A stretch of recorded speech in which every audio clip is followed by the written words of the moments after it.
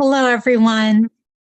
This week, the Jewish community commemorated Yom HaShoah, Holocaust Remembrance Day. Each year, we pause to remember the millions of lives that were cut short because of racism, anti-Semitism, and the cruelty of the Nazi regime. We take time to think about the millions more who were survivors, children and grandchildren of survivors, whose lives were unmistakably transformed and altered because of what they lived through. Yom HaShoah could have been observed at any time of year, but the State of Israel chose a very specific date, the 27th of the month of Nisan. That was the date of the Warsaw Ghetto Uprising, for which we're commemorating 80 years this year.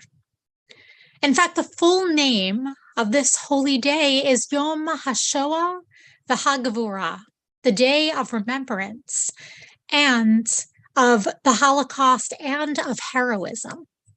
On the 27th of Nisan, 1943, Jews fought for their freedom, even though they knew that they were up against overwhelming odds. The first instance of violent protest had occurred in January of that year. After its failure, the resistance strengthened. They got as many weapons and supplies as possible to help the resistance both inside and outside of the ghetto. They fought valiantly. Though few survived, they knew that their deaths would not be in vain. A leader of the uprising named Yitzhak Katznelson famously said, "We will not fight for ourselves, but for future generations.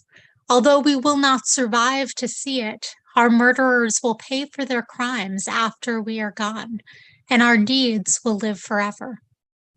The Warsaw Ghetto Uprising would lead to more uprisings. The strength of the Jewish people shone through even in the darkest hours. On Sunday morning, everyone is invited to a program at the Alpert JCC in honor of Yom HaShoah v'Hagvura. Our very own George Mayer will be speaking to teens about his experiences as a survivor.